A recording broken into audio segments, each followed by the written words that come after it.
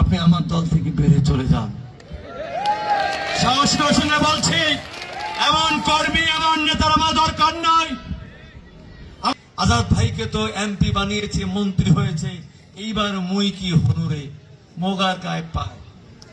আপনারা অনেকেই স্বপ্ন দেখছেন রাতারাতি আমাকে অমুক হইতে হবে, তমুক হইতে হবে, অমুক সালিশে যেতে হবে, অমুক জমিনের বিচার করতে হবে, অমুক জমি দখল করতে যেতে হবে, অমুককে চাকরি দেওয়ার কথা প্রলোভন দিতে হবে, অমুককে অমুক প্রবলেমে পড়লে আমি নিয়ে যাব, কথা বলাবো ডিসি কে, এসপি কে, টিএনও কে, আমাদের বড় নেতাদেরকে, সেখানে আমি সুযোগ সুবিধা নিব।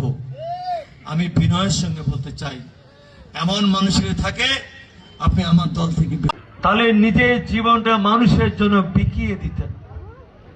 আজকে আপনি যে কোনো সমাবেশে যান, হয়তো চেয়ারটা পান, হোটেল রেস্টুরেন্ট যাবেন, সেইখানে সম্মানিত চেয়ারটা পান, এতে কি আপনি সন্তুষ্ট নয়?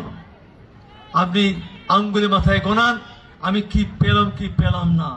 আজকে আমাদের নির্বাচনের প্রতিশ্রুতি হচ্ছে আপনার পাওয়া না পাওয়ার মধ্যে নয়, আমাদের নির্বাচনের প্রতিশ্রুতি হচ্ছে এই এলাকার প্রত্যেকটি অভাবী দরিদ্র সাধারণ মানুষের কাছে আমাদের অনুদানগুলো পৌঁছে দেওয়া। এখানেই যদি আপনি সততার পরিচয় দিতে না পারেন, এখানে যদি আপনি দেশপ্রেমের পরিচয় দিতে না পারেন, এখানে যদি আপনি নিষ্ঠার পরিচয় দিতে না পারেন, তাহলে আপনি কিসের রাজনীতিবিদ হবেন?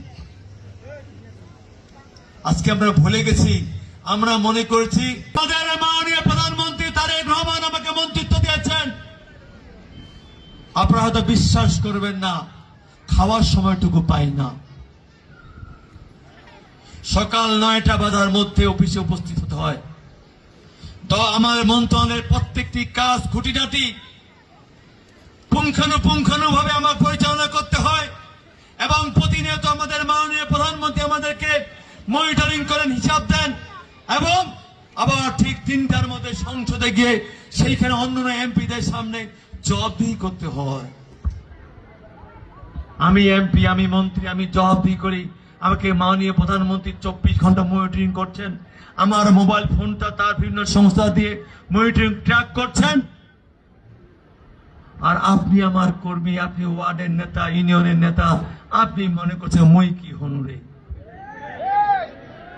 মেসেজ ক্লিয়ার, আমি এমপি হয়েছি, মন্ত্রী হয়েছি, আমি এইখানে 50,000 ভোটের ব্যবধানে জয়যুক্ত হয়েছি, কিন্তু আমি মনে করি এই দেবীগঞ্জের বোধহয় 4,17,000 ভোটার, প্রত্যেকটি ভোটারের আমি প্রতিনিধি, প্রত্যেকটি ভোটারের ভোটে আমি এমপি হয়েছি, প্রত্যেকটি মানুষের আপদে বিপদে পাশে দাঁড়ানো এবং তাদের হাসি মুখে ফুটানোই হচ্ছে আমার মেইন দায়িত্ব এবং কর্তব্য।